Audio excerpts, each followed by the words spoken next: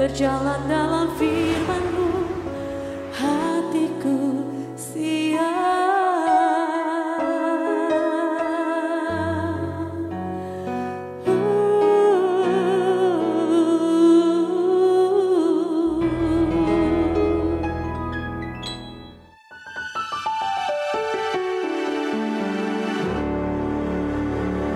Salam, yang dikasihi oleh Tuhan Yesus Kristus, senang boleh kembali bersama-sama dalam program Raise and Gun malam hari ini. Percayalah bahwa kasih setia Tuhan itu tidak pernah meninggalkan kita semua. Apapun situasi yang sedang saudara hadapi saat ini, Dia tetap menyertai, Dia tetap setia, bahkan Dia siap untuk menolong kita. Oleh sebab itu, jangan patah hati, jangan menyerah, jangan berhenti untuk terus mengikuti Dia apapun yang sedang saudara alami saat ini. Mari kita hampiri tata kasih karunia Tuhan.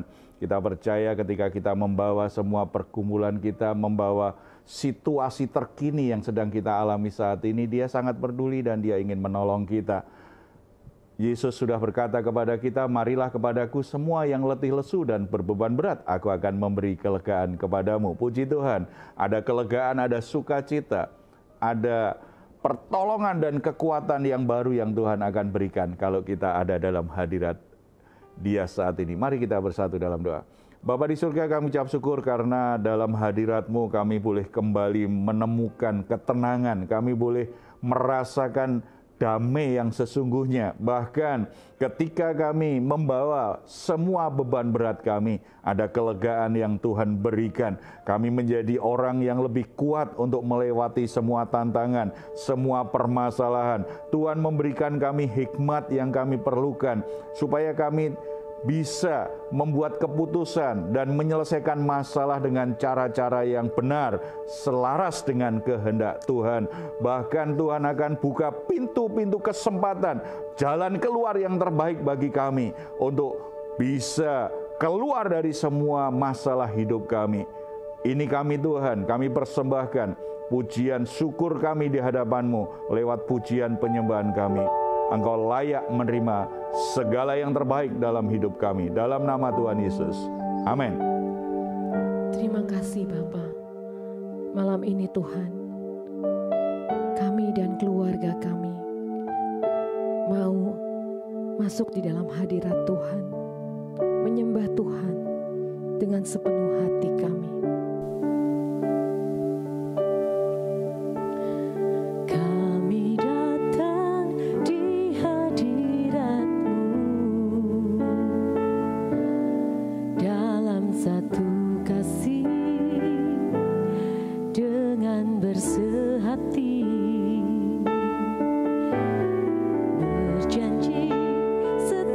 Sampai akhir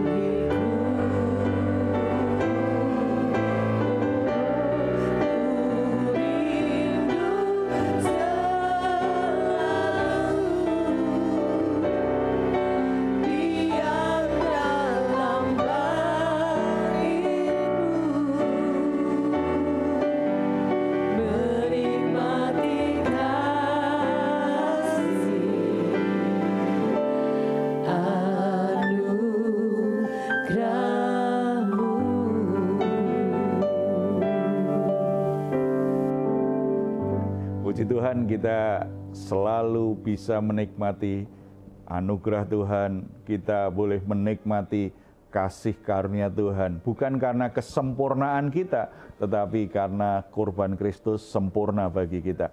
Saudara-saudara yang dikasihi oleh Tuhan Yesus, salah satu pergumulan dalam hidup kekristenan kita adalah membuat sebuah keputusan atau pilihan dalam hidup ini. Karena dulu sebelum di dalam Kristus mungkin kita bisa sembarangan buat keputusan, bisa memilih sembarangan. Tetapi ketika kita di dalam Yesus Kristus, kita harus bijaksana betul membuat keputusan supaya tidak salah, hidup kita tidak menyimpang dari rencana Tuhan yang begitu indah. Sebelum kita melihat pentingnya membuat keputusan seperti ini saya ingin ada yang berbagi. Karena kisah-kisah seperti ini pasti banyak terjadi ya. Buat putusan salah gitu, akhirnya akibatnya bermasalah, itu kan banyak sekali. Iya Pak, saya ada satu teman waktu itu dia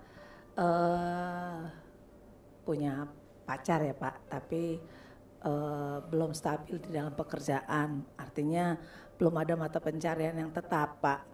Nah sementara orang tuanya mencoba memperkenalkan dia dengan seorang pria yang ya kehidupannya jauh lebih mapan, sudah tetap gitu penghasilannya Pak, tapi karena mungkin merasa kenapa sih gini, kayak emosi juga waktu itu sehingga dia ambil putusan enggak, aku tetap dengan pacarku ya menikah. Berjalannya dalam pernikahan mereka mereka selalu mendapatkan kesulitan terutama di bidang keuangan ya Pak. Selalu kekurangan, jadi itu memicu mereka sering ribut dan itu pasti jadi berdampak buruk untuk kehidupan mereka kan Pak ya. Nah saya rasa itu termasuk bagian yang seperti Bapak sampaikan ya. Dia emosi, gegabah, ngambil keputusan karena emosi sehingga berdampak buruk dalam kehidupan dia ya Pak. Artinya jadi sulit gitu. Keputusan memilih itu ya. Iya, Pak. Karena udah terlanjur apa istilah sekarang? Terlanjur bucin. Bucin. Karena ada bucin. Jadi tidak digumuli, tidak dikonsultasikan, tidak dipertimbangkan masa-masa gitu ya. Akhirnya memaksakan diri untuk menikah dengan seseorang yang dia rasa memang sangat dia cintai gitu ya. Tetapi dalam pernikahan kan perasaan cinta saja tidak cukup. Apalagi belum punya rumah, harus ngontrak rumah, itu bisa jadi berbagai permasalahan, menimbulkan banyak masalah dalam pernikahan memang ya. Kalau bicara keputusan yang salah akhirnya menimbulkan masalah, di Alkitab kita lihat ada banyak sekali nih. Salah satu contohnya kita akan sharingkan malam hari ini yaitu Abraham. Karena Abraham membuat keputusan yang salah, tidak sabar menunggu proses Tuhan punya anak, bagaimana Tuhan memberkati mereka dengan keturunan, akhirnya atas usul dari istrinya berikan budaknya yaitu Hagar supaya bisa memberikan keturunan kepadamu. Akhirnya Abraham sepakat dengan istrinya, menikahlah dia dengan Hagar dan Hagarnya benar memang memberi keturunan. Tetapi keputusan itu kelihatannya menyelamatkan mereka dari kegalauan hati. Tetapi ternyata itu keputusan yang setelah itu menimbulkan masalah bagi rumah tangga mereka. Nah, masalah apa aja sih Pak yang bisa timbul nih kalau kita buat keputusan yang salah?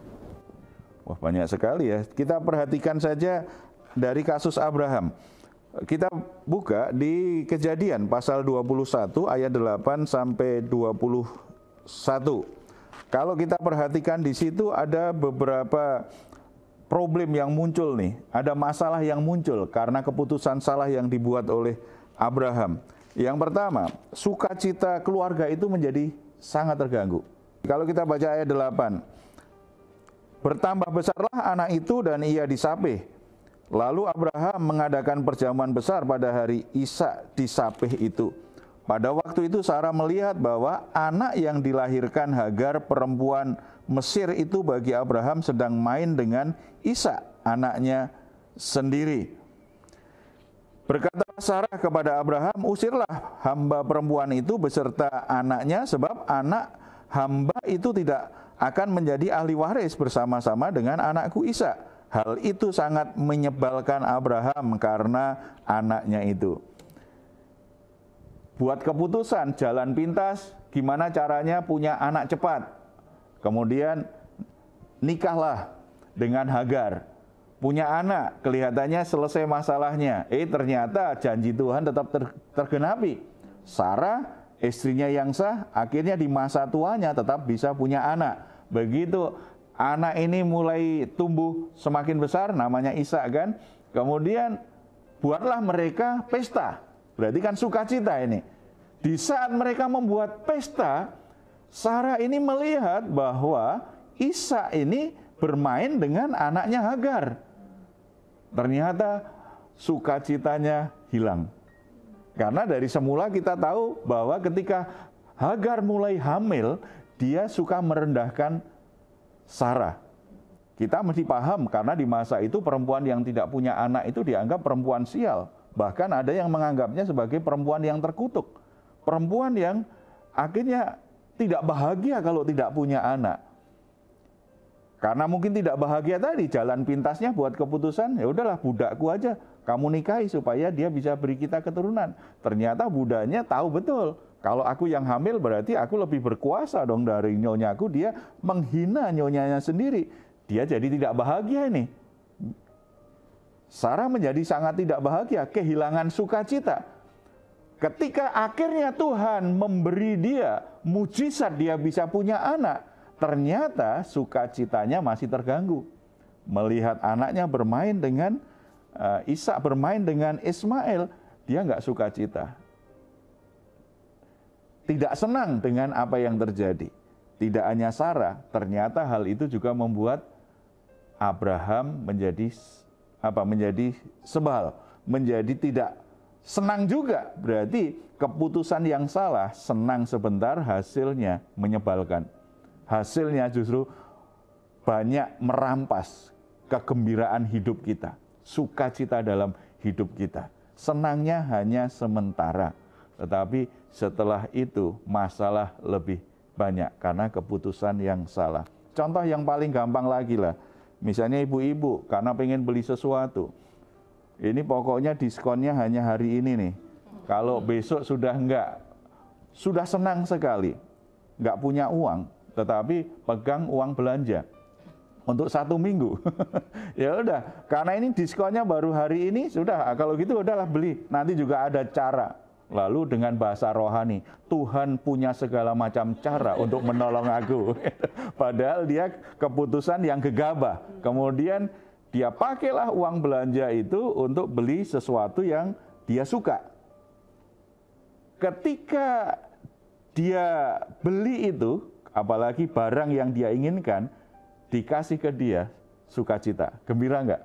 Ibu-ibu kalau pengen sekali, akhirnya bisa beli, seneng enggak? Nah, tapi nggak tahu duitnya dari mana itu. Akhirnya uang belanja nggak bisa kembali. Seminggu nggak bisa kembali, berarti minggu berikutnya bermasalah. Mulai suami tahu, marah. Mulai ada pertengkaran di rumah. Jalan keluar lagi supaya selesai masalahnya, berhutang. Begitu berhutang, ternyata tidak bisa bayar lagi. Masalahnya nambah lagi. Keputusan salah ditutupi, diselesaikan dengan keputusan yang salah, menimbulkan masalah semakin besar, semakin besar, semakin besar.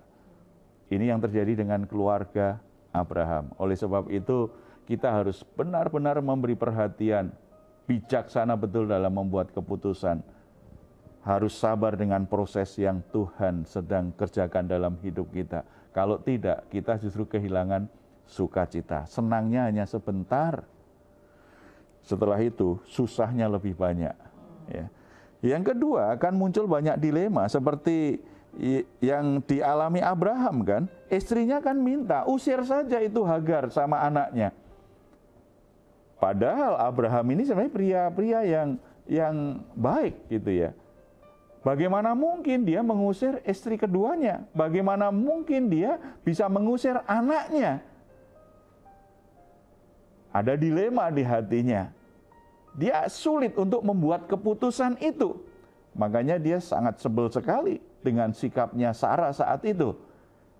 Tetapi Tuhan kemudian berbicara kepada dia. Nggak apa-apa, nggak perlu sebel. Udah nggak apa-apa, biar keluar. Lah kalau memang Tuhan inginkan gini kan ada solusi.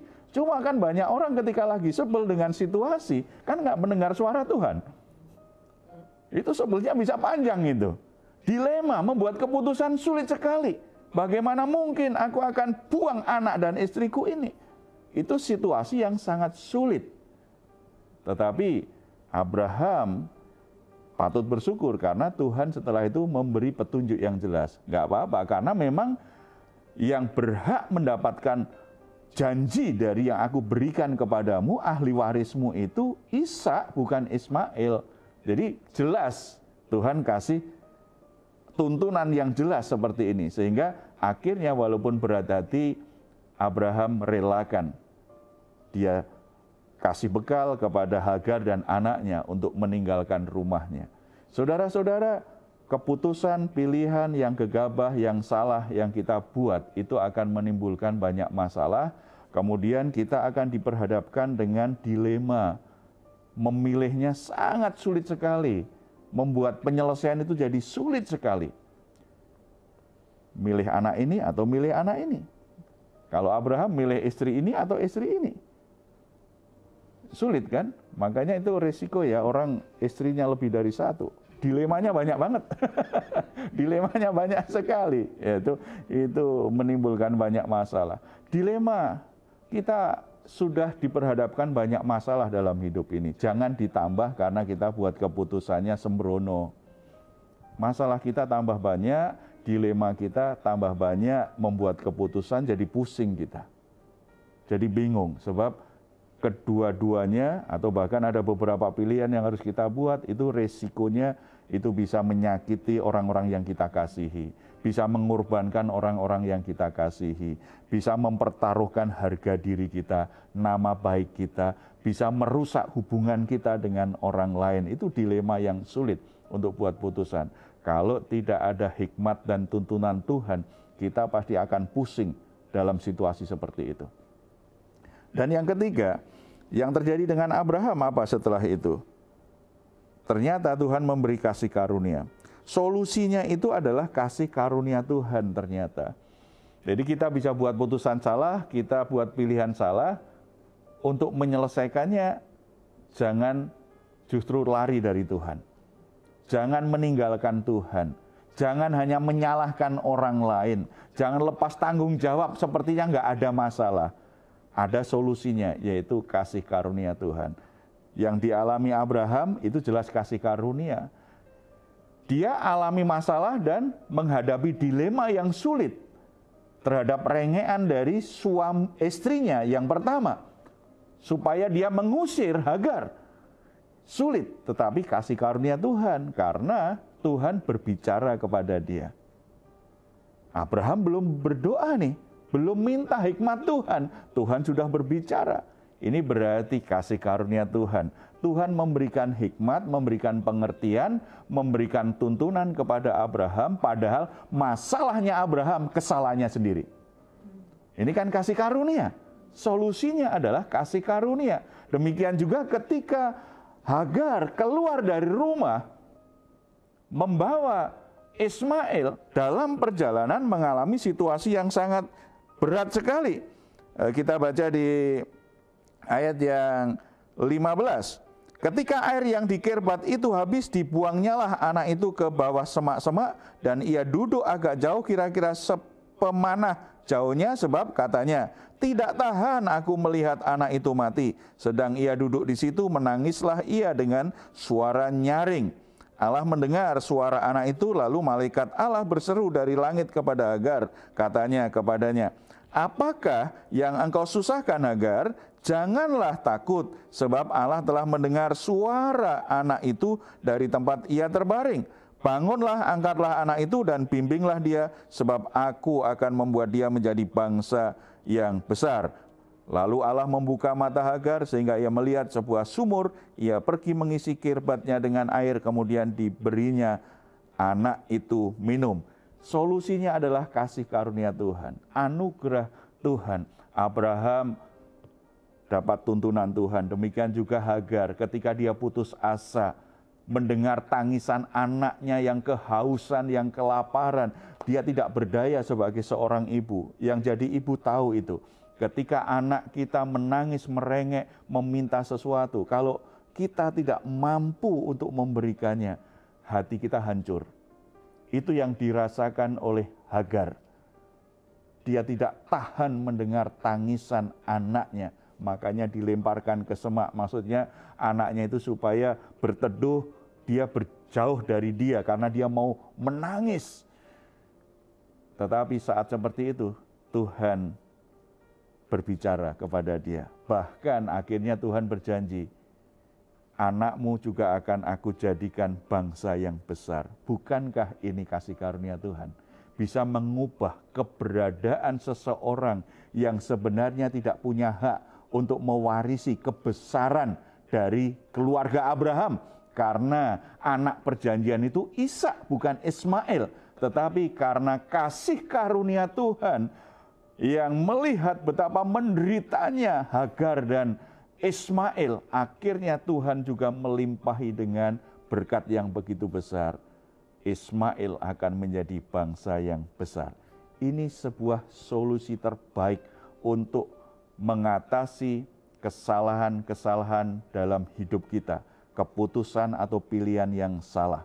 Oleh sebab itu, saudara-saudara, mungkin saudara terlanjur membuat keputusan yang salah, sehingga menikah dengan seseorang yang salah, sehingga pernikahanmu menjadi bermasalah. Jangan putus asa. Solusinya adalah kasih karunia Tuhan. Selalu ada kasih karunia Tuhan, kebaikan Tuhan, kemurahan hati Tuhan yang akan diberikan kepadamu walaupun kamu sudah buat salah. Tetapi Tuhan ingin membawamu masuk dalam rencananya yang benar. Selalu ada kebaikan yang Tuhan sediakan, menarikmu dari kesalahan jalan yang salah menuju jalan yang benar. Oleh sebab itu jangan putus asa. Demikian juga mungkin ada yang merintis sebuah usaha. Itu keputusan yang tergesa-gesa karena sangat terpengaruh dengan temannya yang cerita begitu indah tentang sebuah usaha. Tetapi ternyata ketika melakukannya sudah menginvestasikan uang yang begitu besar, tapi ternyata gagal. Ternyata tidak seindah yang diceritakan temannya tersebut. Lalu kita menyesali nasib karena sudah begitu hancur usaha kita. Tetapi tetap ada kasih karunia Tuhan. Jangan menyerah dengan keadaanmu. Ketika kasih karunia Tuhan diberikan kepadamu, walaupun engkau hancur, engkau jatuh, Tuhan masih bisa mengangkatmu, membawamu masuk dalam rencananya yang benar, yang mulia. Apapun kegagalan dan kesalahan, jangan menghentikan hidupmu untuk terus percaya Tuhan. Karena kalau engkau berhenti, berarti engkau menutup diri terhadap kasih karunia Tuhan, bekerja memulihkan kehidupanmu yang sudah hancur dan gagal. Mari kita bersatu dalam doa. Bapa di surga, kami ucap syukur karena kasih karuniamu menjadi dasar hidup yang sungguh-sungguh paling benar dalam hidup kami. Betapa kami sebagai manusia sering membuat keputusan salah, memilih yang salah, melakukan yang salah, sehingga hidup kami penuh dengan masalah, hidup kami penuh dengan dilema, hidup kami menjadi rusak, hidup kami mengalami kesulitan, penderitaan yang begitu berat. Tetapi kami bersyukur, kasih karunia Tuhan tidak pernah berkurang. Kasih karunia Tuhan tidak pernah berhenti dalam hidup kami. Ini solusi terbaik kami untuk bangkit dari keterpurukan kami, untuk memperbaiki kesalahan-kesalahan yang telah kami buat selama ini, untuk merubah nasib kami, untuk memperbaiki hal-hal yang rusak dari pernikahan kami, dalam rumah tangga kami, dalam usaha dan pekerjaan kami. Kami membutuhkan kasih karunia karunia-Mu Bapa. Berikan kasih karunia-Mu kepada kami Tuhan, supaya segala hal yang rusak selama ini bisa menjadi baik kembali. Semua yang hancur boleh kembali utuh kembali. Semua yang tersesat boleh kembali ke jalan yang benar. Kami sangat percaya dalam kasih karunia-Mu, segala yang kami butuhkan tersedia. Segala yang kami rindukan tersedia dalam kasih karunia-Mu. Segala sesuatu dalam hidup kami akan menjadi baik adanya. Limpahkan anugerah-Mu, kasih karunia-Mu kepada anak-anak-Mu yang saat ini sedang bersama-sama kami lewat program Raise and Guide ini. Dalam kehancuran mereka, Tuhan, limpahkan kasih karunia-Mu yang memulihkan. Dalam keputusasaan mereka, Tuhan, limpahkan kasih karunia-Mu yang memberikan pengharapan yang baru, kekuatan yang baru. Tidak ada satupun yang tidak bisa diubah dalam kasih karunia Tuhan. Tidak ada satu hal pun yang tidak bisa diperbaiki ketika kasih karunia Allah menjamah hidup kami. Segala yang baik pasti terjadi dalam hidup kami semuanya. Tuhan juga limpahkan kasih karunia-Mu kepada saudara-saudara kami yang saat ini terbaring di rumah sakit, yang sedang sakit terbaring di rumah, dalam kelemahan tubuh mereka. Bapa, limpahkan kasih karunia-Mu. Tuhan, berikan kekuatan yang baru. Tuhan, berikan kesehatan, berikan kesembuhan yang mereka butuhkan Tuhan. Jangan biarkan mereka putus asa. Mereka kembali menemukan semangat hidup, pengharapan di dalam Tuhan. Tuhan memberkati gereja-gereja yang saat ini sedang berjuang untuk membangun pelayanannya. Karena pasca pandemi yang begitu berat, sehingga banyak gereja yang mengalami kesulitan dan sepertinya tidak berdaya untuk kembali membangun pelayanannya. Tetapi kami percaya kasih karunia Tuhan cukup bagi gereja-Mu. Kasih karunia Tuhan cukup bagi para hamba-hamba-Mu untuk membangun pelayanan yang sungguh-sungguh berdampak dan memuliakan nama Tuhan. Kasih karunia-Mu Tuhan limpahkan juga bagi bangsa dan negara kami, sehingga kami mengalami pemulihan secara utuh, secara menyeluruh dari sisi ekonomi dan hal-hal yang lain. Semuanya boleh mengalami pemulihan. Nama Tuhan dimuliakan di tengah-tengah bangsa ini. Terpuji nama-Mu dalam nama Tuhan Yesus. Amin. Puji Tuhan, karena kasih karunia Tuhan melampaui kelayakan kita dan kesempurnaan kita. Jangan pernah putus asa, jangan pernah menyerah. Selalu ada jalan, selalu ada kebaikan yang Tuhan berikan. Saudara-saudara, kalau saat ini sedang mengalami pergumulan-pergumulan apapun situasi yang saudara hadapi, jangan menyerah, jangan putus asa. Masih ada Tuhan yang sanggup menolongmu.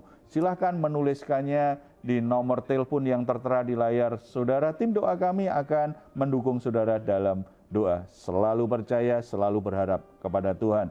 Kalau saudara ingin memberikan komentar, silakan menuliskannya di ruang komentar yang ada di channel Diaspora TV. Kami tunggu.